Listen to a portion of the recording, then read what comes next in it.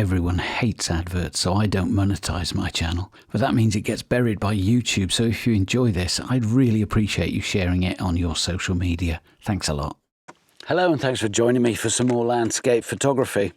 I'm planning to head out today to do a bit of a spin through the Eryri mountains and probably just a bit of a park and shoot. I don't think there's going to be any major hiking. I've got my legs back, everything's in working order, but probably a bit early to be thinking about anything challenging. So the conditions look quite good, broken cloud, bits of sunlight coming through. It's mid-autumn. I don't think there's a lot of autumn colour to enjoy yet, but I really enjoy these little spins through the mountain just to see what I can see. So I'm going to head off. It's quite early in the morning and we'll see what there is to photograph.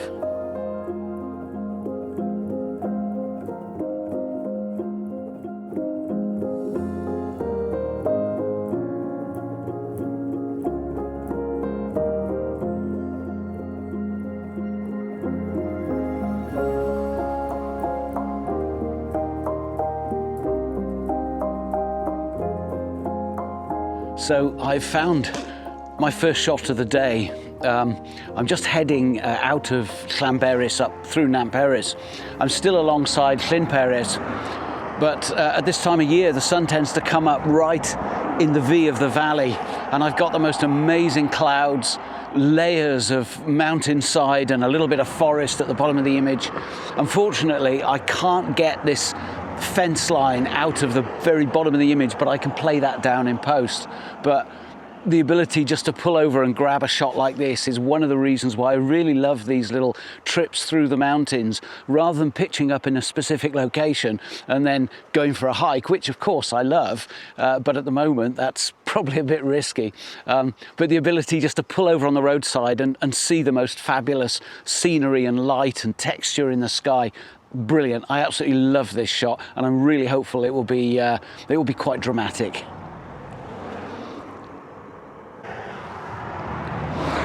Really big advantage of this camera is the built-in graduated ND. As you can probably see, the light is now getting quite intense, and fortunately the sun is going to come up round the arm of Glydavawr any minute now, but I've caught it in time, because once the sun does put in an appearance, this image will be completely useless. It'll be just ludicrously bright. It'll take out all the nice layers that I've captured.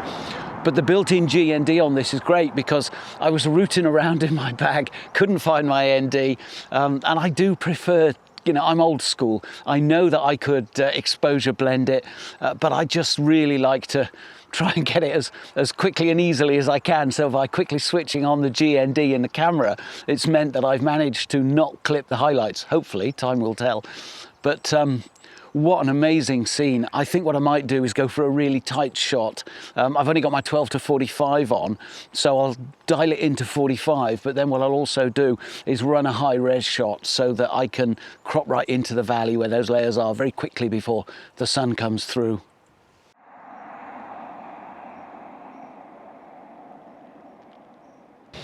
Well, that wasn't a bad start to the day at all. When I go out on these park and shoot trips, you never know what you're going to get, but to be fair, something like that is pretty special. I'd have been quite happy with that on any trip out into the mountains, so we'll see how it works out, and if it's any good, here's the image.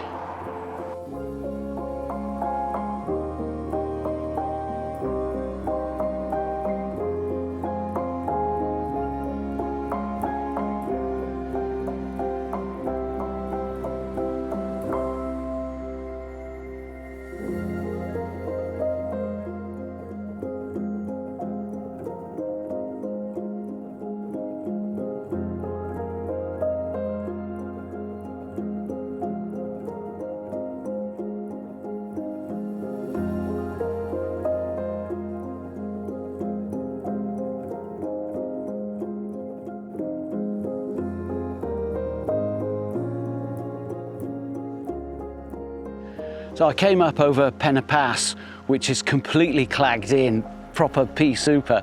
Took me a while to drive through it. So I had an idea, and I thought if I head down the other side, down here at Llangwynant is often clear. I thought what I might do is hang around here for a while, because it's a lovely spot on a day like this where it doesn't look like it's clearing at the moment, but it could easily in the next hour or so start to break up a bit, get a bit of light coming through, you never know. So I'm just going to kick my heels here for a while, see what I can see before moving on or not.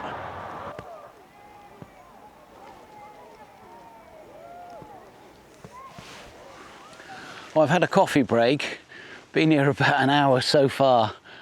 Absolutely no movement in the sky at all, so I just thought I'd muck about a bit. It's not really worth getting the camera out for, if I'm completely honest, but there's absolutely no harm in practicing, is there? You know, it doesn't matter how long you've been doing this sort of thing, just refining your techniques and thinking about composition isn't necessarily a bad thing. I've got a couple of rocks here in the foreground, so I'm shooting at 10mm on my 8-25. I've got it polarized, I've got a 6-stop ND, and I've got a 3-stop soft grad, because actually, even though it's claggy, the sky's quite bright. Lovely autumnal feeling over on the far side of the lake. Not so much the colours, but the trees, quite a few of them have lost their leaves already, so you've got all these spindly little branches and trunks showing up, which I quite like. That was one of the reasons I was drawn to this location. They are a bit in the distance, but I might take some more close-up shots a bit later on.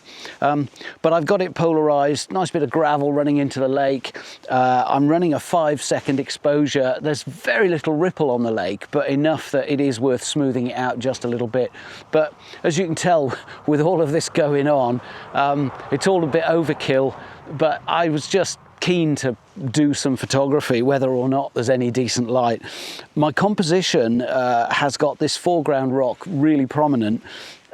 These 3 rocks kind of lead you around quite nicely, and by 3 rocks, the third rock is actually a little clump of rocks, but they're close enough together not to be too disturbing, although 1 or 2 of them might get cloned out in post. I'm not shy at all about mucking about with my images in post. I think it's just part of the toolbox that I have available to me. I totally understand some photographers that want everything to be straight out of camera, and very often they tend to be as old school as I am. You know, my photography goes back to the early 1980s. But with modern toolboxes available to me, I sort of think, well, why wouldn't I take advantage of that to make a final image that I'm happier with? So there's no need to compromise if you can do something about it. But I'll probably hang around here for another half hour or so. I think there's some really nice shapes and textures on some of the edges of the valley that I can see here. So I think might be an opportunity to put a longer lens on. It's the Mark II version of the 100-400. So I might slap that on and do some long range stuff.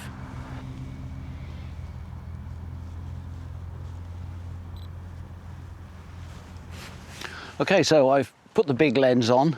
What I'm doing is just taking the opportunity with this lens to get in tight on some of these little spindly trees over on the other side of the lake. I haven't bought this lens for wildlife or birds in flight and that sort of thing, because I'm rubbish at it and I haven't got the patience for it. But picking out details in the landscape from long range is perfect for mounting use. I've got my big boy tripod out and my Benro geared head because it's in the van anyway. But I wasn't going to risk my lightweight tripod with this kit on it just in case. It can probably hold it, but if it turns out that it can't, it's going to hit the ground before I can get anywhere near it. So, but this tripod legs, which is a small rig tripod, I threw the ball head away years ago and replaced it with this Benro. Hasn't seen the light of day for about 2 years. And of course, I've only just started using the van for these sort of trips, but it's great to be able to lug all your gear around and have a coffee break. Highly recommended getting a van. I'm going to try and see what else I can pick off while I'm at it, while I've got this lens on. I think I might leave it at that then for this spot. Head on down the valley towards Bethgelert, and maybe swing round towards Rydvee and see if there's anything else around that neck of the woods.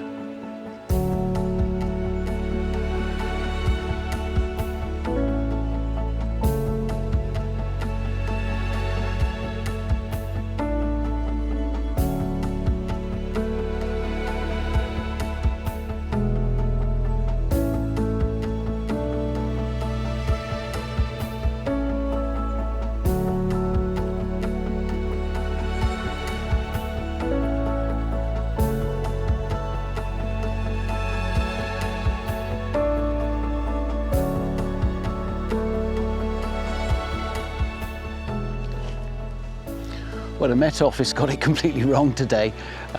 No sign of the clouds breaking up. I've ended up across at Eryri at the lovely Llyn y Dywachan, which changes character so much as the conditions change.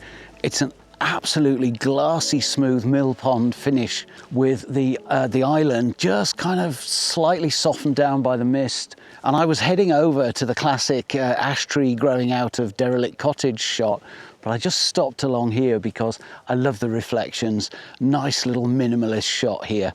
I'm going to head on and have a go at the ash tree. We'll see how we get on there. But yeah, the beautiful still lake and the reflections, fabulous.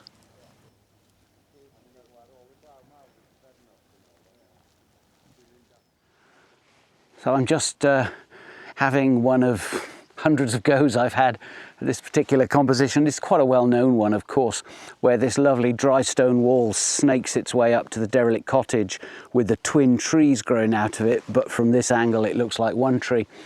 One thing I've noticed since I was last here, this wall is substantially more tumble down than it ever was. So if you want to get this shot, you maybe want to get here before too much longer, because once this wall is gone, this shot is substantially less interesting. It's the shape of the wall that leads you up to the tree that really makes this particular composition.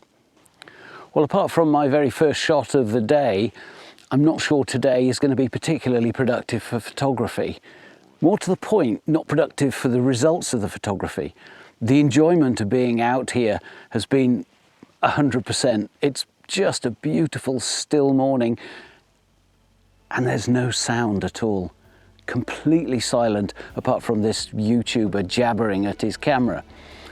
But yeah, what a lovely morning out. Whether or not the photographs turn out particularly interesting, I thoroughly enjoyed myself. Time to head home now, so I'm going to leave it there for this one. Thank you ever so much for joining me. Really hope you've enjoyed it, and if you have, why not subscribe now and join me next time. Cheers.